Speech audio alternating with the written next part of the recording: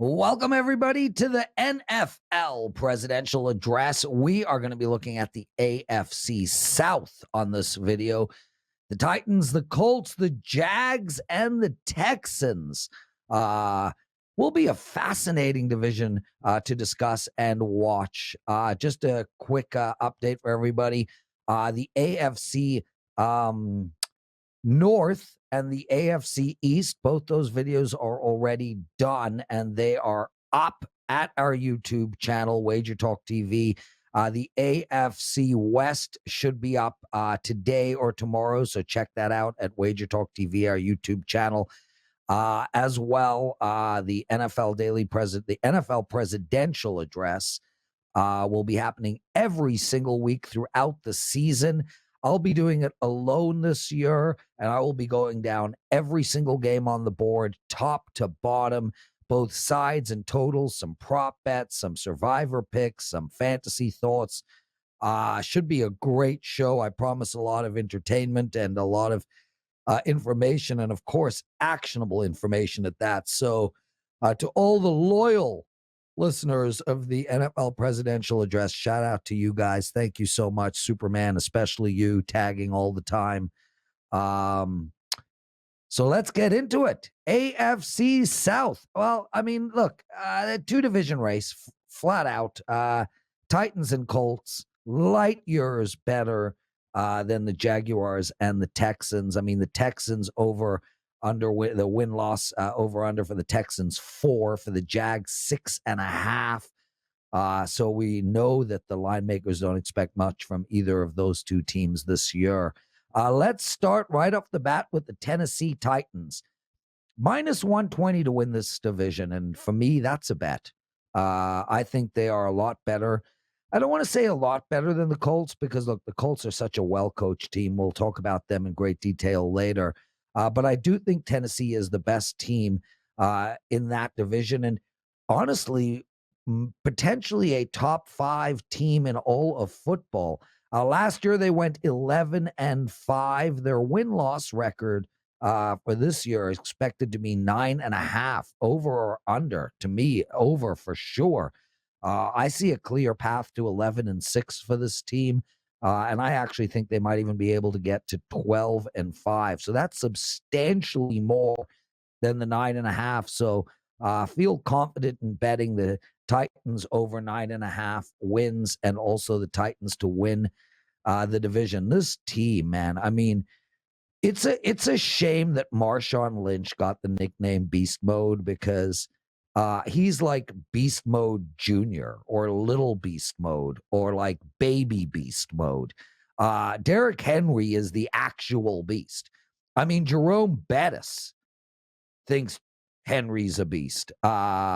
This guy is one of the greatest running backs of all time in a very short time span of his career. 2 back-to-back rushing titles. Last year, he averaged this is a shocking number to me, 168 rush yards per game. 168 rush yards per game. There are teams that averaged under 100 rush yards per game, the whole team. He had 168, over 2,000 yards from the line of scrimmage, 17 touchdowns. The man is impossible to tackle. And what ultimately that does is it lends itself to a awesome play-action pass game. Ryan Tannehill posted close to 4,000 passing yards last year, 33 touchdowns, and 7 interceptions. This team has a well-rounded offense. I know we all talk about their running. They were third best in the league in yards gained the whole year. Look, I know they lost Davis, and he's a great wide receiver, but he's no Julio Jones. Lose Davis, pick up Julio. That is addition by subtraction, or addition by addition and subtraction. He is going to make that offense even better. We see teams double team Julio. You can't double team Julio. You need everybody in the box to stop Derrick Henry. The issue, honestly, for the Tennessee Titans is how are they going to keep other offenses off the field? Look, I don't think they're going to have much problems keeping Houston's offense off the field or the Jags offense or the New York Jets offense. But Kansas City, Buffalo, the Chargers, Cleveland, I mean, there are going to be teams that they will struggle against because their defense is just so bad. Last year, they were 28th in the league in defense, 29th in pass defense. And they really didn't add a ton to that defense this year. Look, they loaded up with Dupree and Autry, and I get that those guys are good, but they're not world beaters. I think their D will be better this year, but I don't think they're going to even crack the top half of the league. So I'm looking at a Tennessee Titans team that probably has a top 3 offense in all of football and maybe a bottom 10 defense in all of football. It creates interesting scenarios for totals. Do you assume that their defense is going to stink and they're going to have to play from behind, and that's going to alleviate the balance of Henry and Julio? I don't know. I mean, my gut feel is to look to play unders in their games because I really feel like they're going to play ball control. But then in the same vein, Ryan Tannehill is not exactly throwing dinks and dunks. I mean, when he throws the ball, he throws it far. I am undecided on whether this team will play to the over or to the under, but I do know one thing.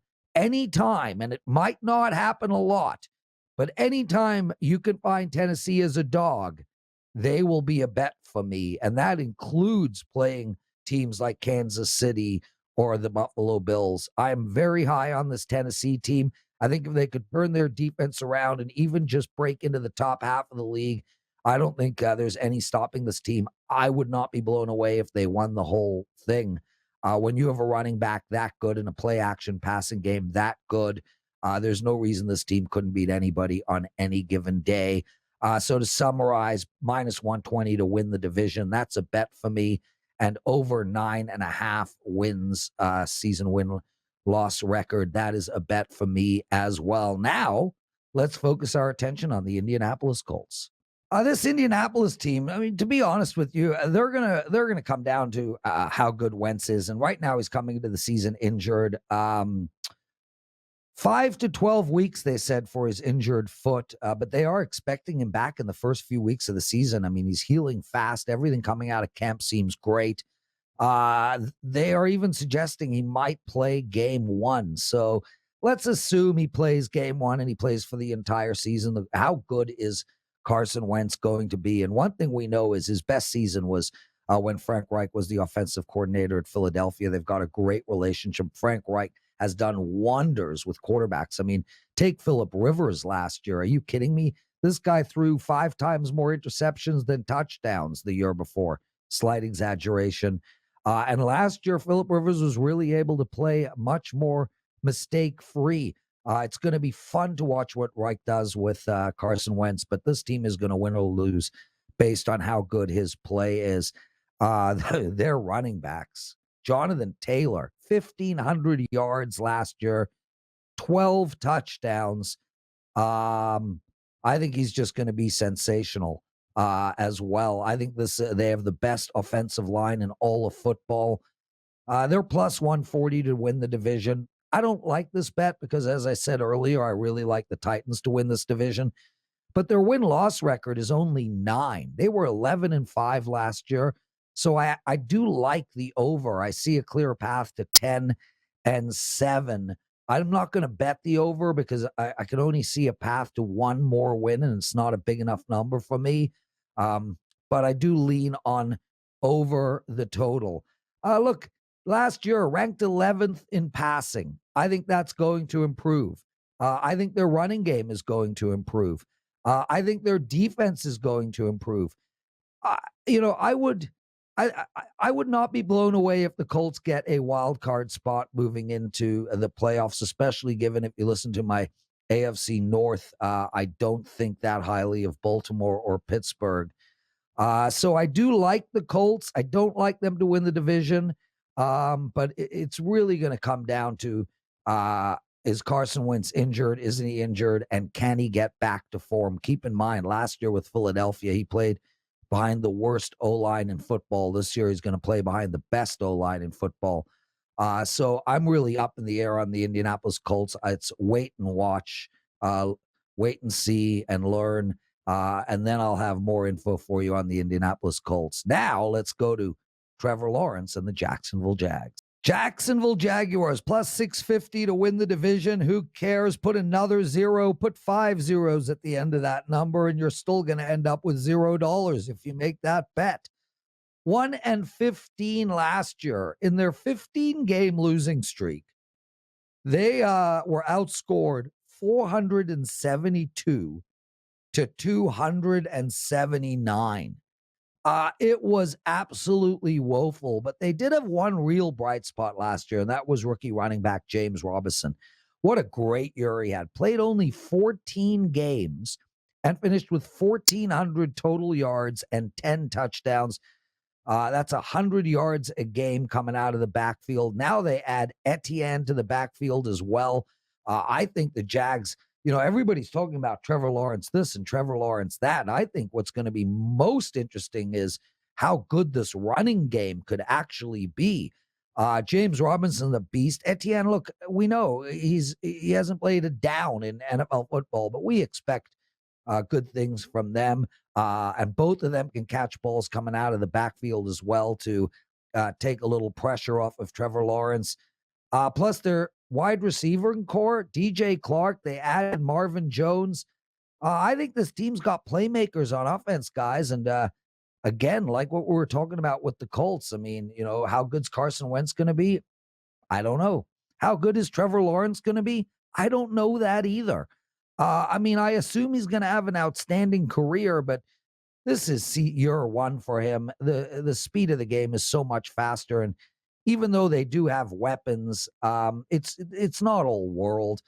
The problem with the Jags offense is there's no real safety valve in the slot for Trevor Lawrence, so it'll be interesting to see how he plays. They did lose 2 wide receivers, though, last year, and their defense was freaking abysmal. I mean, as bad as it could be.